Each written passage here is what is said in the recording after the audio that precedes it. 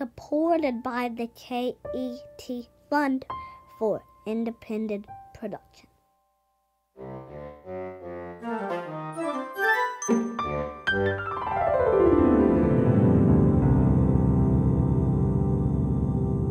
But being a dyslexic is like, it's like a slow death. Being in there, you know, you get the shakes and you get nervous, scared, wondering if somebody's going to call you to go up to the blackboard to do something, and you're like, oh God, please don't call me because I'm probably going to pass out or something. Every time I read out loud in class, it was terrible. I almost would refuse or cry, just because I was so different. Nobody else read like me. It was terrible.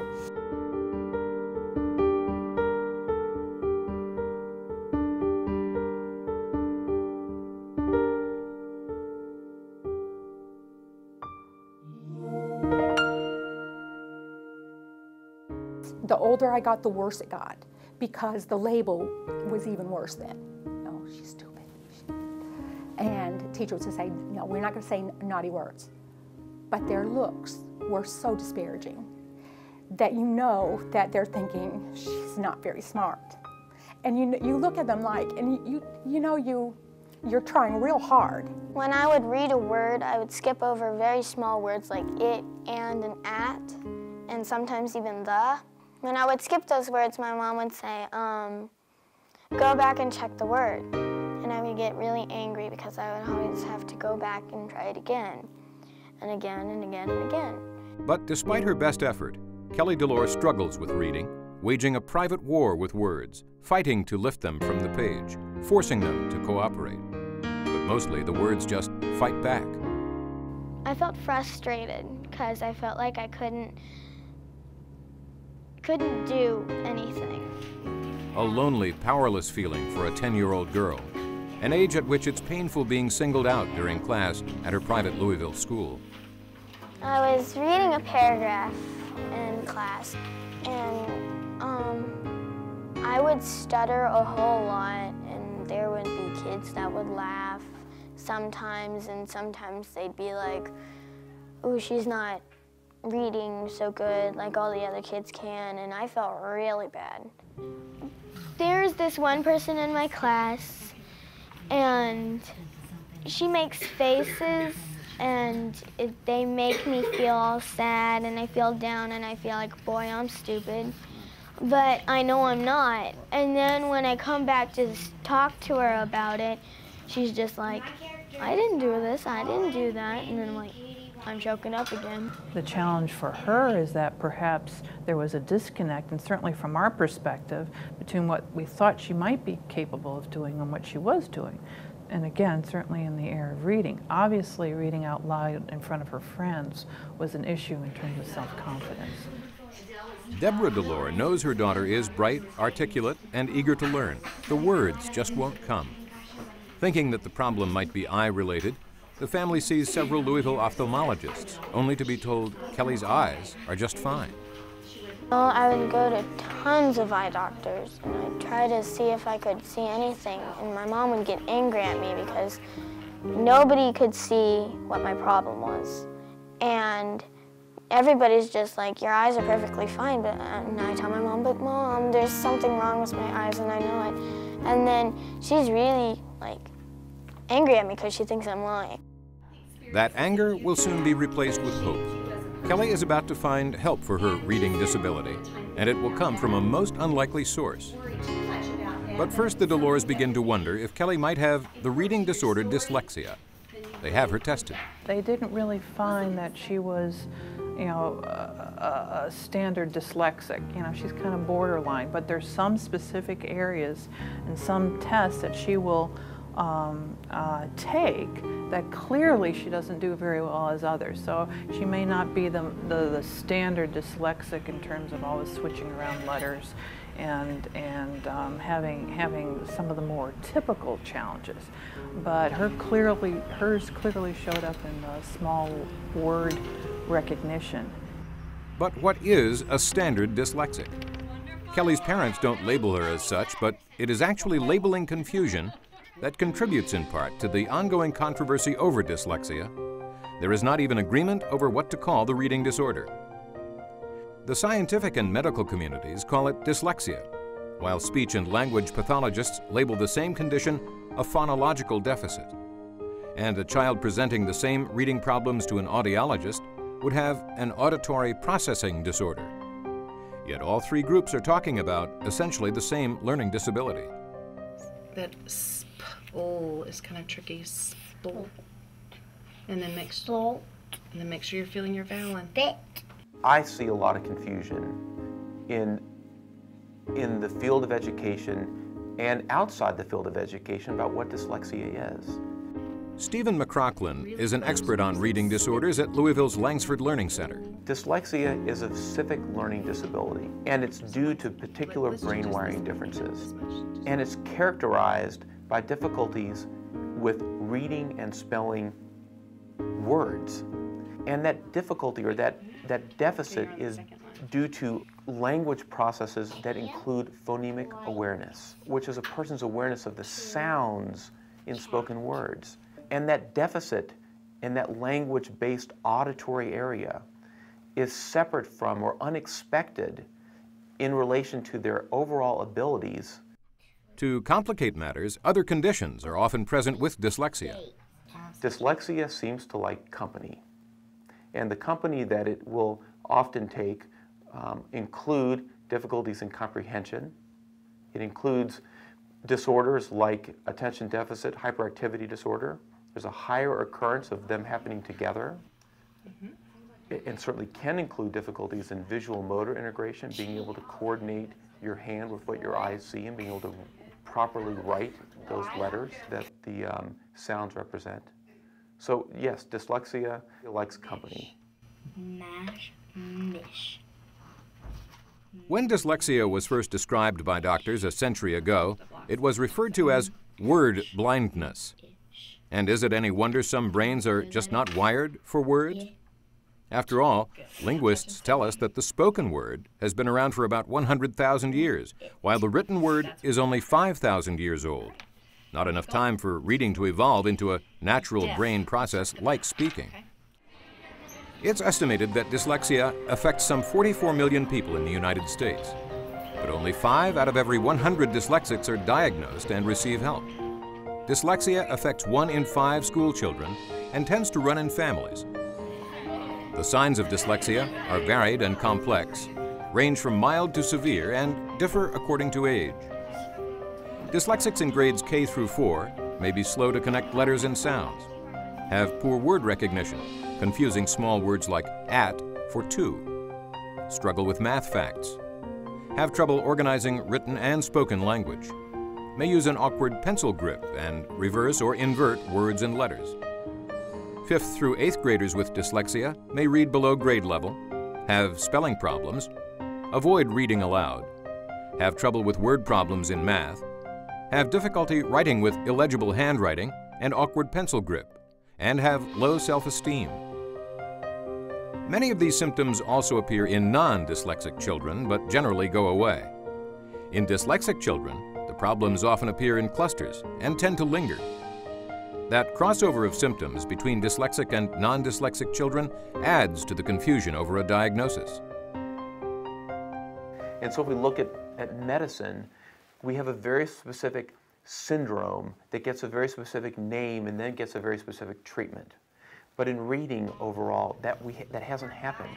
So under the umbrella of dyslexia, it has, in the public at large, has incorporated lots of dissimilar deficits under that same umbrella. But those clouds of confusion are dissipating with revolutionary advances in the study of reading, demystifying dyslexia, replacing stigma and stereotype with solid science. It all comes down to circuitry. Because of a difference in the way their brains are wired, dyslexics are unable to process the sounds in words. Leading researchers at Yale are using new imaging techniques to track blood flow in the brain. Dyslexics process information in a different area of the brain. Literally, as they watch through functional MRI, neuroimaging, they put someone in an MRI machine and they give them reading-related tasks and they look to see what parts of their brain are activated during these processes. They are all ones in good readers that are in the auditory areas. And when we look at poor readers in these neuroimaging studies, they have recruited parts of their brain that aren't related to the auditory system to help. And so there's a very clear difference in neuroimaging studies of how a dyslexic brain reads and works than a typical functioning brain. Though its function is not typical, a dyslexic's brain is not damaged either. Their brains are normal and sometimes even remarkable. The man regarded as the greatest scientist of the 20th century is believed to have suffered from dyslexia. Albert Einstein's teachers called him mentally slow, unsociable, and adrift in his foolish dreams. Add these to the list of accomplished dyslexics: George Washington, Thomas Edison, Nelson Rockefeller, George Patton, Pablo Picasso, Walt Disney, Robin Williams, Tom Cruise, Whoopi Goldberg, Muhammad Ali, and Winston Churchill. Such success may be due in part because of the different wiring in a dyslexic brain. Dyslexics are thought to be good problem solvers, arriving at unique solutions by way of a surprisingly creative, circuitous route. Most dyslexics are gifted in the right hemisphere of the brain, the side that controls artistic skill, athletic and musical ability, people skills, and creative thinking. On the other hand, studies also reveal a higher percentage of dyslexics among the prison population, since dyslexics are more likely to become dropouts because they feel alienated and suffer through school. Dr. Robert Dahlem knows what it's like to suffer through school. He grew up in Louisville and struggled with reading comprehension and fluency. When Dahlem's oldest son, Austin, starts to have similar problems, Dahlem initially wonders if his son just isn't applying himself. I would say that as any parent with an oldest child out of 3 starting school, don't suspect any problems. You don't think there's a problem. Kindergarten, there's a few issues, writes his name backwards on the clubhouse. Teachers say, well, might grow out of it, just let it go. First grade comes around, still we have the problems. Start volunteering at the school a little bit, try to help support him. Really spend every night working on spelling words till he knows them. You know he knows them Thursday night, goes in Friday, flunks the test. Not just this week, but next week, 3 weeks, 4 weeks, we're into it. Just doesn't make sense. So then you start, as most parents do, thinking, well, maybe he's not applying himself, maybe he's just goofing off. Dr. Dahlem remembers the exact day when he realized the problems were out of Austin's control. Dahlem took the day off work to go on a field trip with Austin's class. Before the students could get back on the bus, they had to write a paragraph about what they'd seen. One by one, the students got on the bus, but not Austin. And then we're down to maybe 5 kids left, 25 are on the bus. And I'm like, come on now, we're running out of time, you're gonna, gotta go. And when it got down to just him and one other boy, and the look in his face, I cannot tell you how that was the day that I knew something was wrong. He could not put down his thoughts in a written form to save his life. Dr. Dahlem and his wife have Austin tested 3 times, 3 different ways. Austin is diagnosed with severe dyslexia, what Dahlem calls a classic case. The Dahlems try all the usual measures: tutoring, medications for ADHD, and eye exams. Frustration over the lack of information leads Dahlem to educate himself. He starts to see dyslexia as a mystery to be solved for Austin. This was something I wanted to get, maybe it was bold, maybe it was cocky, I don't know. Maybe I just was ignorant, didn't know how big this problem was at the time. But I wanted to come up with a solution or something that would help him before he went to high school. The other thing is to have a son or have a child who you know is going to have a tough road. I know I can't be there for him forever. I was looking at buying a rental property 5 years ago to have him to have something to do, to manage. Now, that was a day I decided, you know what, I'm not giving up. I'm fighting. I'm going to see if there's not something I can't do, something I can't fix. Dahlem finds something to do, something to fix. He starts to wonder if everything scientists know about dyslexia so far is flawed. What if dyslexia originates with the eyes instead of the brain? Binocular vision occurs when our eyes work as a team to give us the images we see. Dahlem says he notices that a dyslexic child typically has a slightly asymmetrical face, their left eye closer to the nose. He believes that this slight left eye difference forces a change in eye dominance. Is their right eye believes it's on as the main eye, out to about 6 inches. But then their left eye is inset closer. So when they go to concentrate to do a task like reading, writing, that right eye, okay, now yields to the left and switches out of the way. So up close, you'll see a dyslexic read up close. They can read one eye monocularly like this, but when they go to read a little further out, they start and they switch. So Dahlem begins to examine how that change in eye dominance affects the physics of light. He believes that while reading, the right eye rotates toward the nose to compensate for the misalignment of the left eye.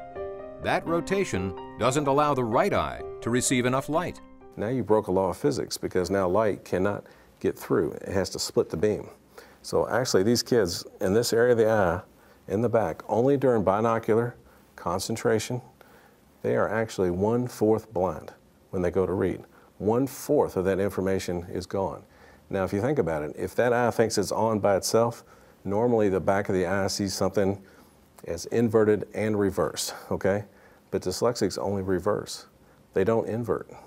That tells you that only half of one of the part of that eye is the problem, okay? There's another clue. The other clue is that a lot of dyslexics have a blue color weakness. So part of the screening process is to activate that blue circuit, and so they'll see colors pop up. Dahlem's theory leads him to an invention, created with his father's help at the kitchen table, a pair of glasses using plain glass for the left eye and a special prism lens for the right eye.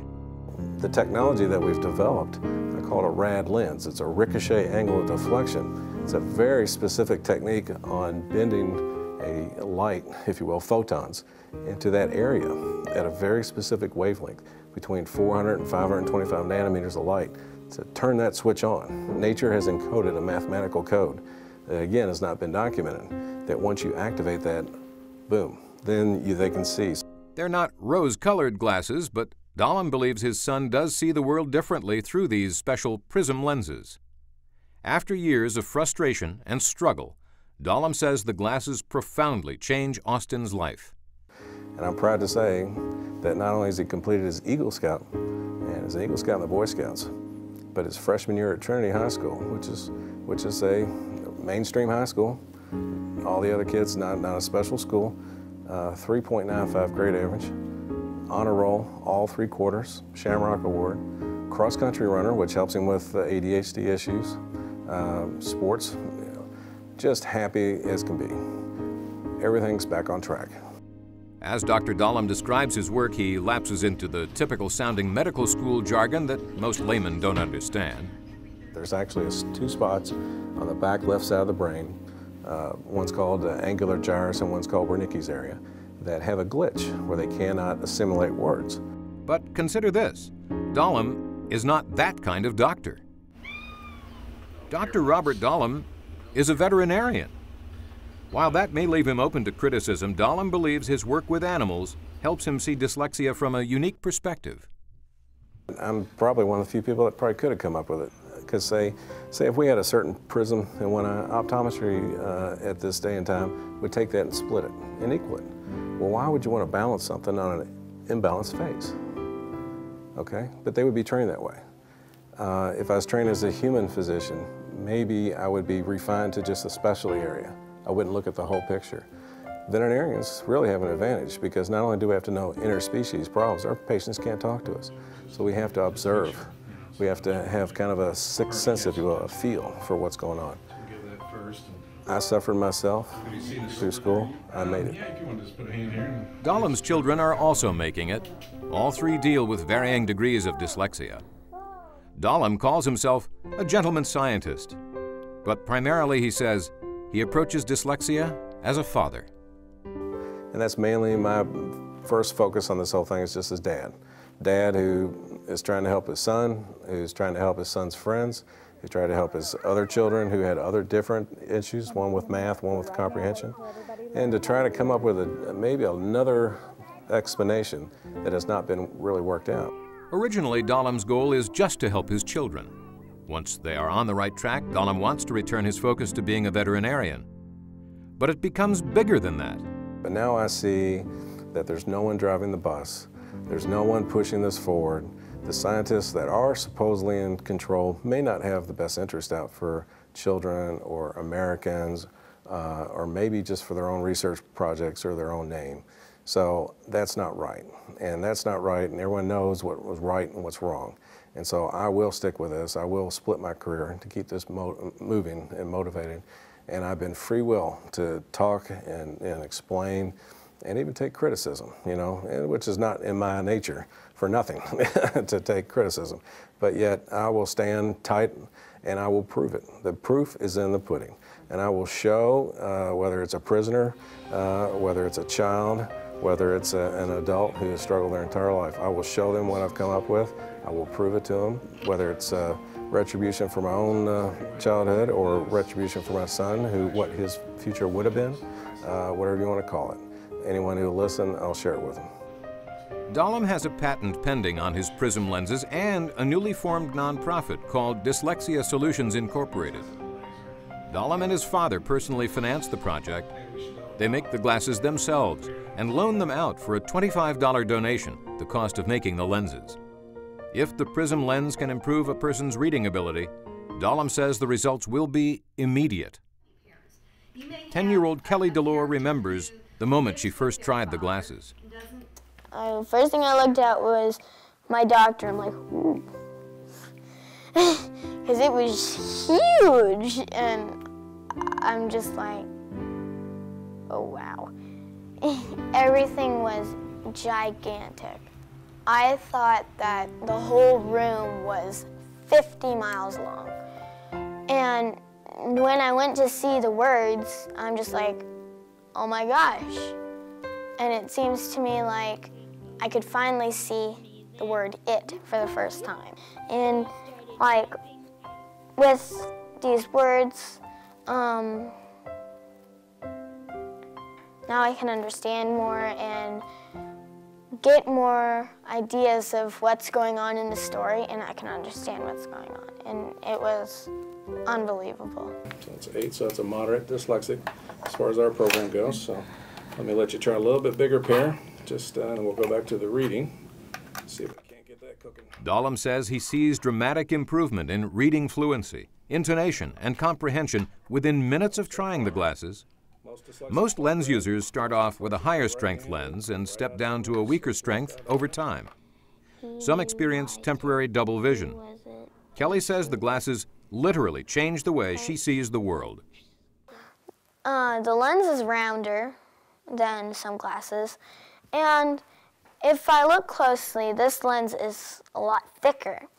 And if I look to the side almost, you can see like this goes on and on and on. Like you can see more and more of the edge of this. And if I look in the lens, this one looks like my regular knee. But this flower right here on my thigh, it looks bigger, and it looks like there's 2 of them. But when I put them on, it looks like one hole, and these 2 put together make a perfect match because it makes everything bigger. I would keep my glasses on the whole day, and my mom's like, are you ever going to take them off? I'm like, well, when I go to sleep, it's not like I can see better in my dreams. Muscles quit. Here's Kelly reading without Dahlem's glasses. Jobs felt like something as big as a steamboat locomotive engine was chugging right past my ear. I wasn't sure if it was her lips or her head, but something was whispering to me in a language that I didn't have any trouble understanding. It said, "Go ahead and cry, bud." Here's the same passage with the glasses. It felt like something big as a steam locomotive engine was chugging right past my ear. I wasn't sure if it was her lips or her hand, but something whispered to me in a language that I didn't have any trouble understanding. It said, Then comes the ultimate challenge for Kelly, reading aloud in front of her class. I was really nervous. I mean, you could even see my wrists shaking. And the teacher called on me, and I actually raised my hand.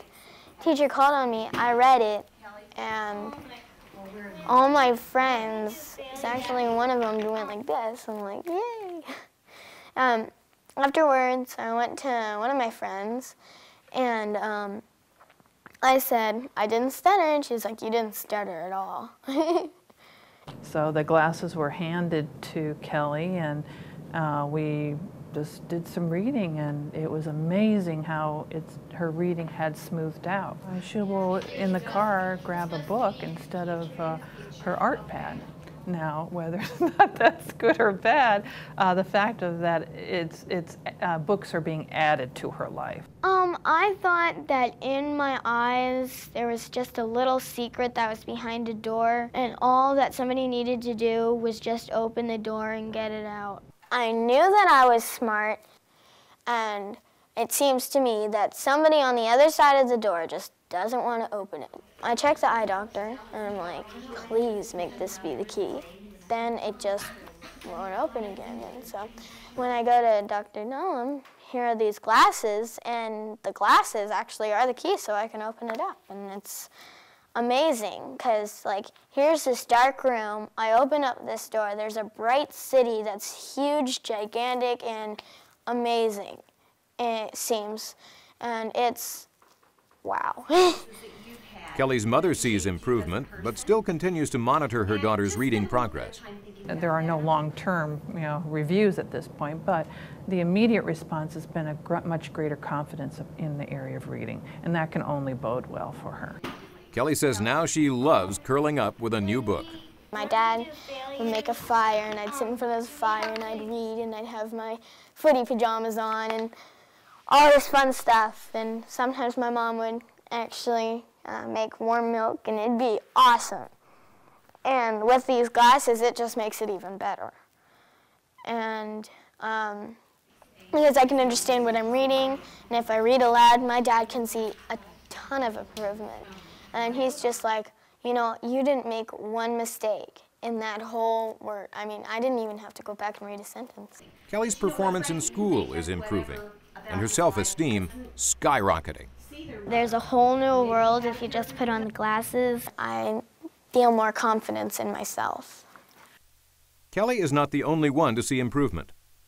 Other children and adults, 300 in all, are currently using Dylemma's glasses, like Pam Jackson, a severe dyslexic who remembers the day she read for Dr. Dylemma in a slow, halting voice. Then he put on the glasses, and there were several pairs. I was the most you can possibly be. I was a 9. There's no more higher number than 9. It's the worst, it's the highest dyslexic one. Put the 9s on. As soon as I put the glasses on, it was like a new world. It was like Dorothy going into the Wizard of Oz. I mean, it's like all of a sudden everything's black and white, and all of a sudden things become color. Then Jackson picks up a book and reads again. This time, she finds herself overwhelmed by the difference. I started crying. I couldn't even breathe. It was like, where have you been all my life? I wanted to be able to have this in first grade and second grade and third grade. Why every child they need this. If they're frustrated with reading, they need this. Because it was so, it was just dramatic. We're on chapter 1. While the difference is dramatic, Jackson says her reading still isn't perfect. She stumbles occasionally when she reads and misses some sight words. Her struggles help Jackson relate to the troubled teens she teaches at a Frankfort middle school. Even though Jackson is now an award-winning teacher, named Kentucky Middle School Teacher of the Year, her dyslexia is so profound that Jackson didn't learn to read until she reached college. You read the part in the Bible where it says that everyone has a gift. Everyone has a gift. And I kept thinking, what's my gift? What is my gift? I'm supposed to have a gift, but I don't know what it is because here I'm stupid, I'm lazy supposedly, I am, all these things that I really was not. And I was thinking, what I'm realizing is that I was given a very powerful gift. A very powerful gift. The gift, of becoming a teacher. I made a bargain with God. I made a bargain. I said, if you could help me, fine, bring someone to me, help me learn how to read, that I'll help anybody else that wants to know how to read. And I was very sincere about it. And he still holds me to my promise 35 years later. A journey that still evokes painful memories of Jackson's childhood. Even thinking about it makes me nervous because it's that vivid. I still remember what it was like in first grade. I remember what it was like in second grade and third grade and fourth grade, and it didn't change. It was awesome. It was awful, awful, awful all the time. And the feelings became more intense. Jackson likens dyslexia to being in a foreign country, unable to speak the language. And even in a foreign country, when you go into a classroom and the teacher's talking, and you look at the teacher intently, and you're watching their emotions, and you're watching their lips, and you're thinking, what is she talking about? It's Greek. It's Greek, or it's Chinese, or it's another language other than what you hear or speak yourself. And you think, and panic starts to set in, and the frustration starts to set in, and you're like, what is wrong with me?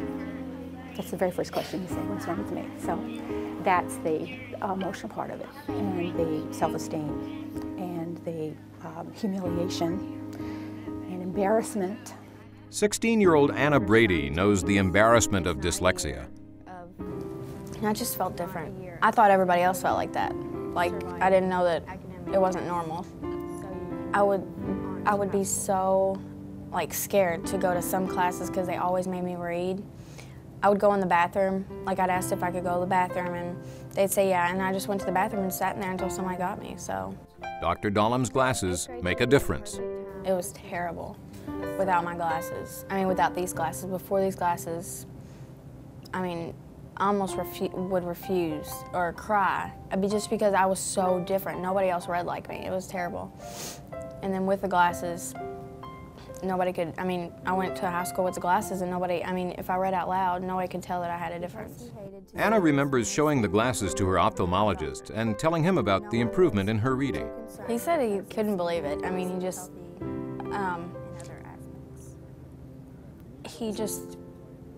he was amazed. I mean, I don't know how to describe it. His face was, he didn't say that much. He just said he couldn't believe it. But not everyone agrees that Dahlem's glasses help dyslexia. I think he could have in fact found something that is important for reading. But because dyslexia specifically deals with the auditory, the definition of dyslexia specifically deals with the auditory circuitry of the brain, and he's using his glasses affect the visual system, in my mind, by definition, it's not dyslexia. But when you have a preset idea that you've dismissed the eye 120 years ago, now you've got a problem to where now we've got 100 years of research based on the brain, and now we're so far into it, into the forest, that we cannot pull back and look again. I differ with Dr. Dahlem in the idea of what dyslexia is in that sense. There's just been no evidence that I've seen in the robust literature that there's a visual component to dyslexia.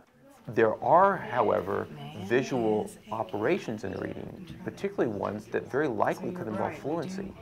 And some of the changes that I've seen with the glasses have absolutely involved fluency. I've seen someone have a much more fluid cadence across the page, and the person described to me that the words seem to be easier to see, that they seem to be clearer. But if I put a pair of lenses on a person that can't read, and then they can read, well, then I think it's human nature, scientific nature.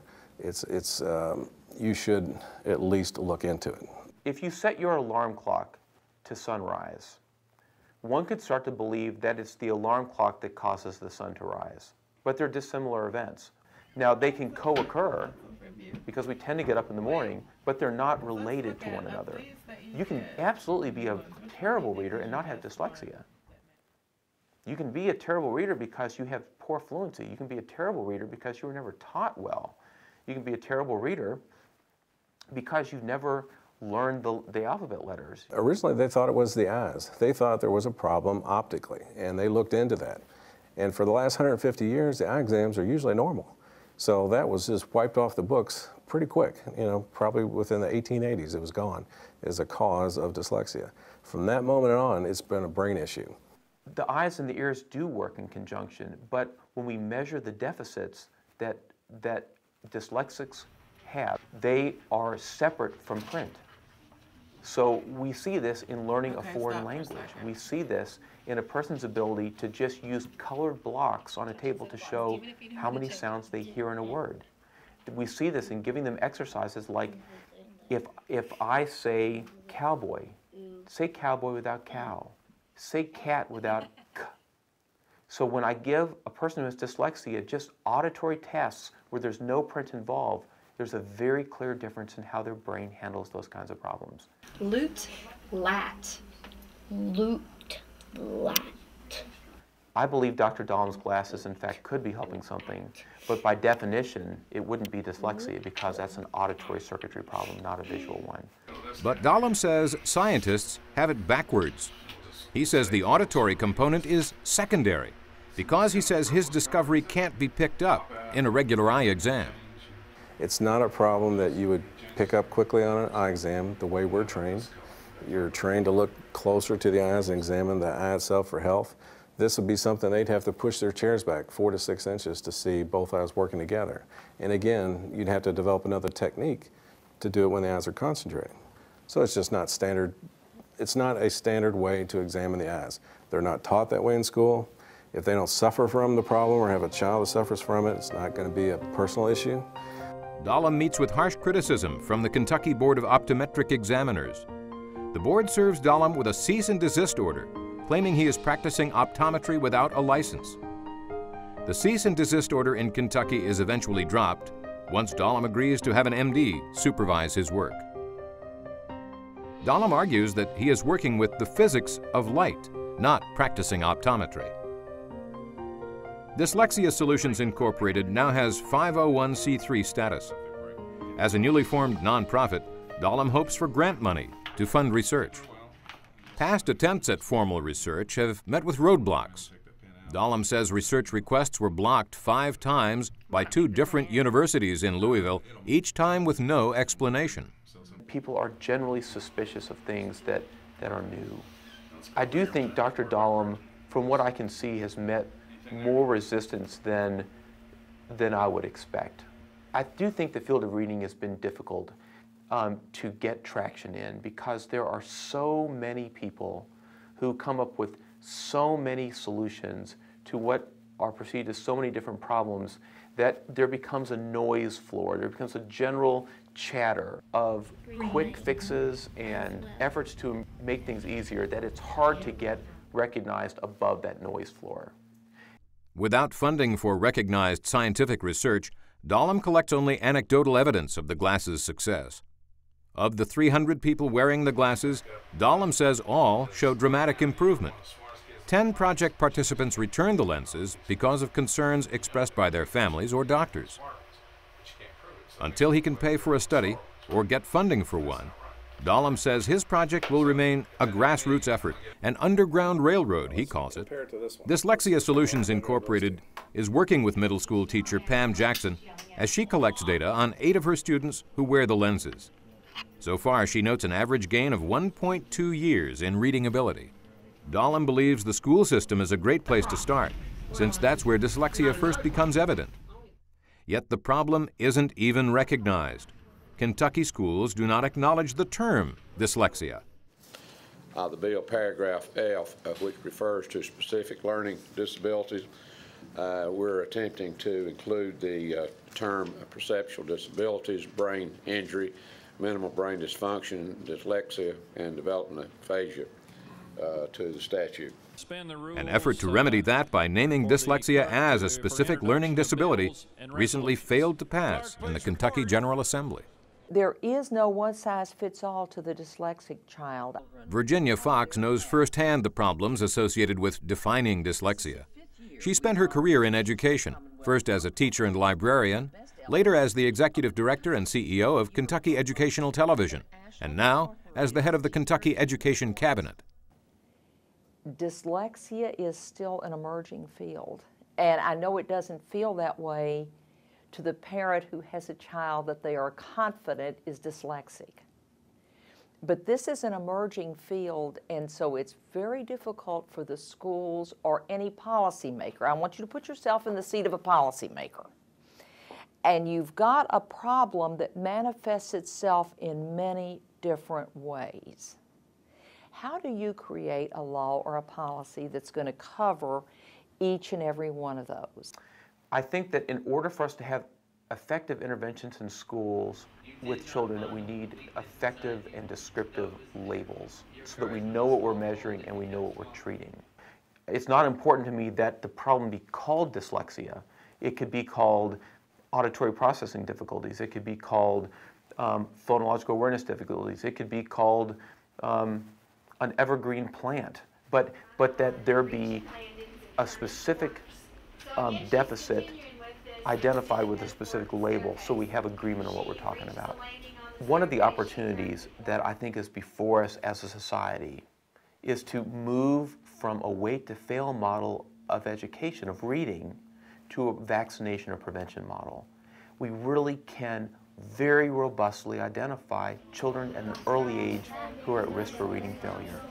And we can, in our public education system, do things early on that make a very, very significant difference in a child's reading trajectory who is at risk. We don't wait for someone to get smallpox or to get polio or to get measles before we intervene. We know that there are risk factors, and we can inoculate huge numbers, ideally all children, before they would ever be exposed to it. So analogously in reading, what we understand is that a high percentage of children, perhaps 1 in 5, are at risk for dyslexia. It's different in different children. It's different in different people. That's why it's difficult to find a specific path. Educationally, it's been frustrating because we haven't got much acceptance from the K through 12 arena. Dr. Dahlm's sister, Cindy Baumert, is president of the board for Dyslexia Solutions Incorporated.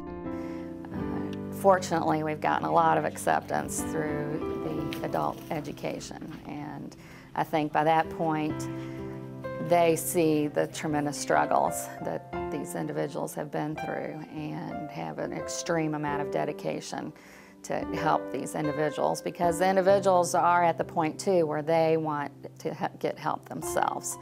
So thank goodness for the adult education population. I think we're going to be able to share our discovery and our information a lot more readily in this community. Mary Ryan is retired after 37 years as a special education teacher in the Jefferson County school system. After years of testing students for learning disabilities, she sees firsthand the psychological stress caused by dyslexia. You can watch them as they attempt to read, and you've got the clenched fist. Often you have a lot of rocking back and forth, a lot of leg movement. Because every kid, from young to teenager, whether they know it or not, when they get out of bed every morning, they say, "Dear God, don't let me be embarrassed today." And since the kids are so bright, they're able to compensate for their issues. But as school goes on, they begin to realize everybody else in this room can do this, but I can't. And we're all human, whether we're teachers or whether we're parents or whatever we are. Well, try harder.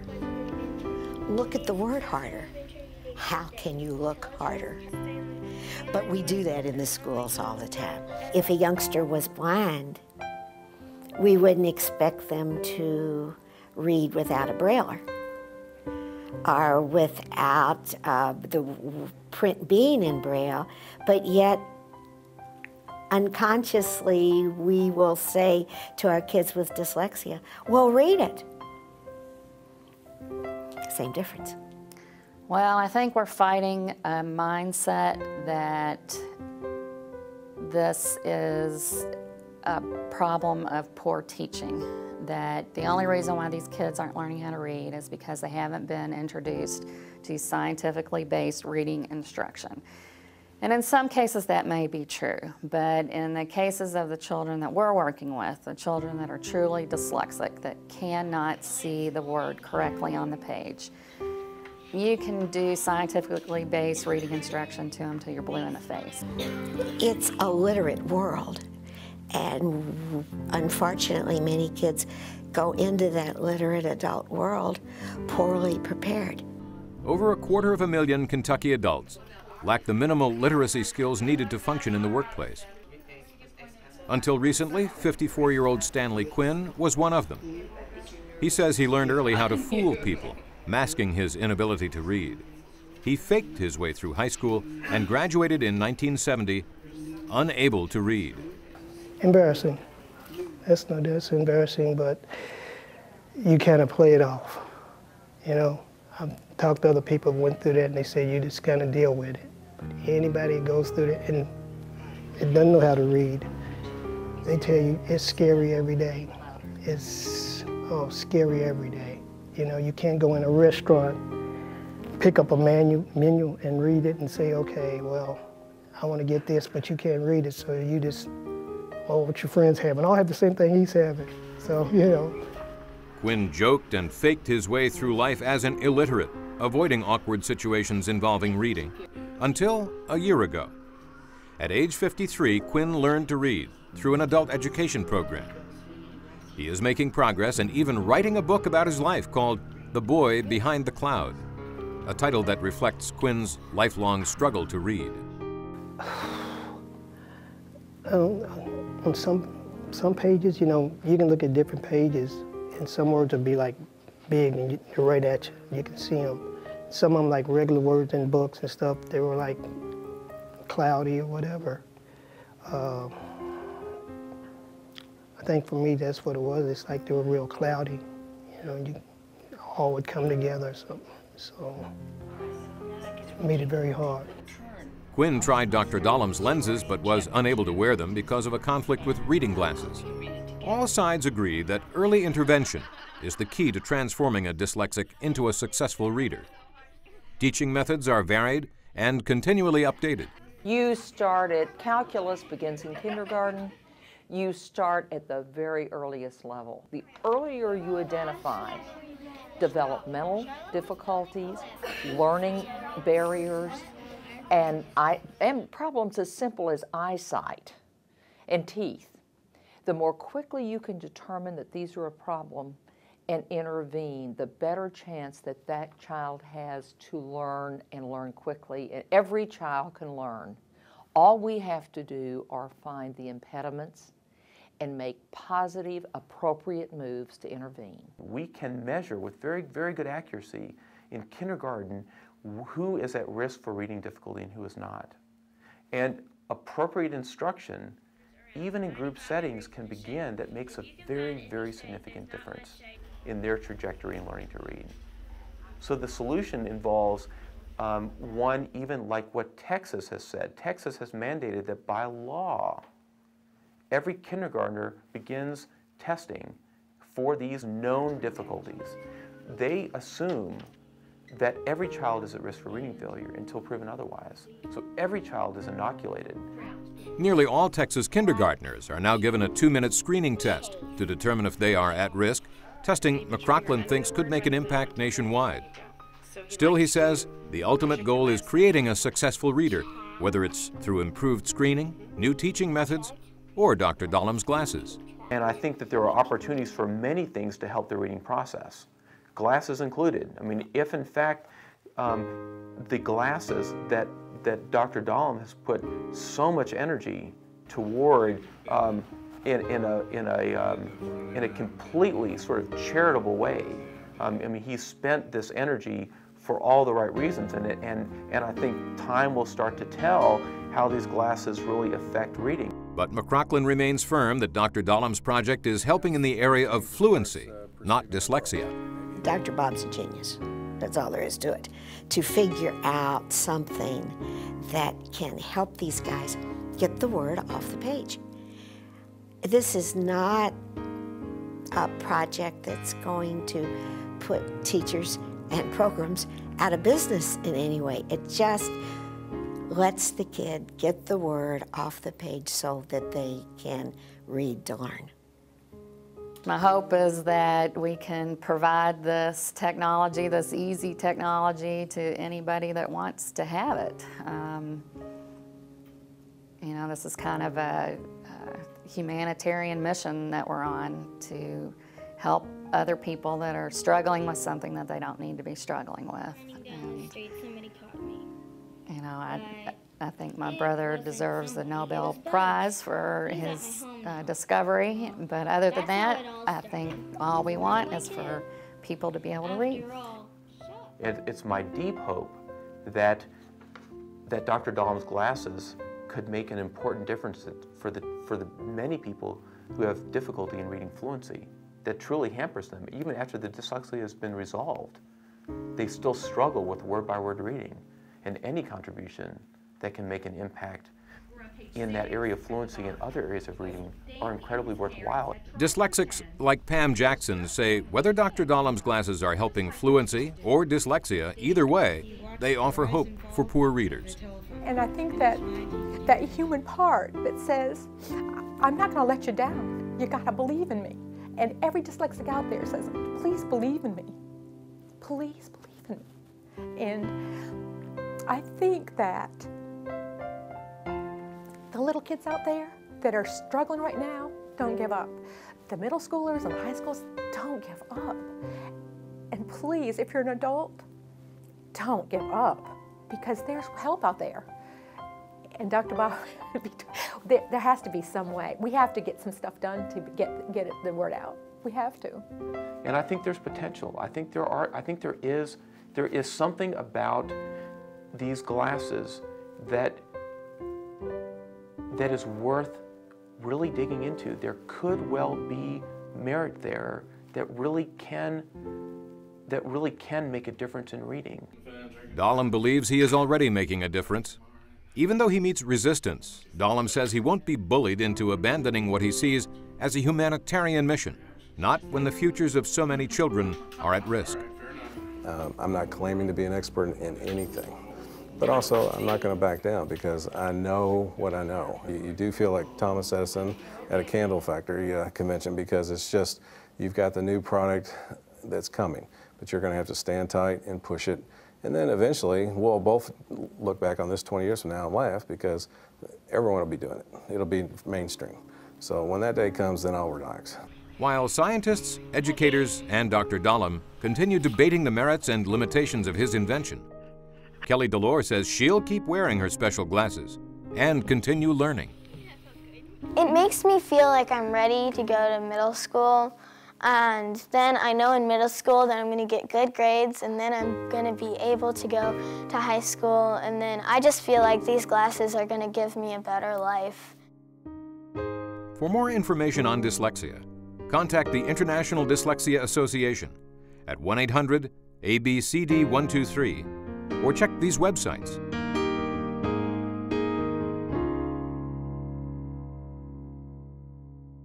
And for more on Dr. Dahlm's project, call 502-499-1118 or email Dahlm at rkdahlm@bellsouth.net.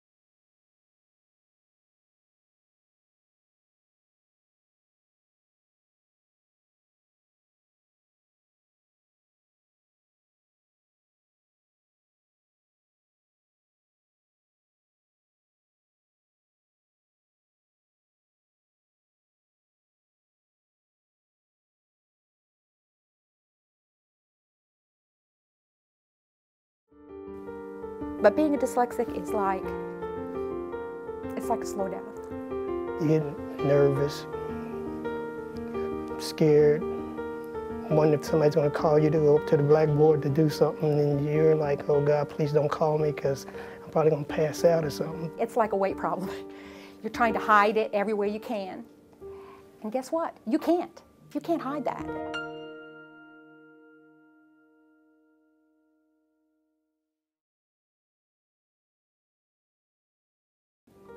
But being a dyslexic is like, it's like a slow death.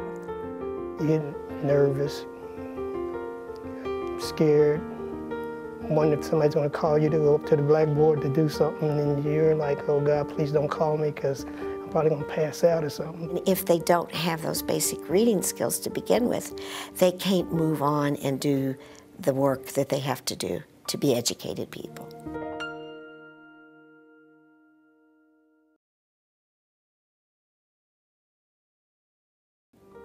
But being a dyslexic is like, it's like a slow death. But these are broken people. After a while, who would want to put up with it? Go into school every day and fail. If they don't have those basic reading skills to begin with, they can't move on and do the work that they have to do to be educated people. And it's the dirty little secret. It's the dirty little secret.